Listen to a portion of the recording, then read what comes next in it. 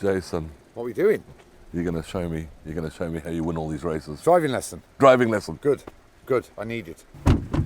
So it's interesting because I've obviously spoken to lots of drivers, but I think it's almost going back to basics and looking at the detail of everything, isn't it? That it is exactly that, rather than being digitally trapped. Yeah. And something's here. So let's get the car flat just before you. Yes, that's right. And then it has a bit more bite as you turn. And there's this little guide, and then a big turn. Yes. Yeah. And once the wheel comes out nicely, it takes off. Cool. And then you get the weight out of it. Yeah. And rather than having a constant curve, we get the corners only this long instead of that long. That long, yeah. Yeah. And then turn the wheel when the weight's on the nose. Yes, exactly right. That. You know this stuff. And that's the beauty of doing it in a road car like this. You've got time to feel it.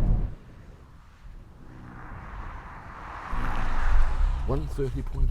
I don't know what that means. Oh, that's stunning. Is it? Well, I reckon if we made it into a 29, we're on the pace. Yeah, flat car, inside. Where do I want to get to? Not where am I leaving from? Where am I going to? Yes, we're through. We made that. Since I glued that cone to the ground. I'm just trying to help, But you should go through all of the gears.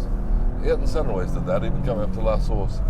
We'd go from like 6th to 1st. Oh, really? Yeah, it's because it just felt like the straight line and stuff. Felt like hitting the wrong note on the piano, he said. Is that what he said? Yeah. Nice size. 29.5. Is that good? That was very good. I think we can safely say you've got a great future. Have you thought about getting your racing license?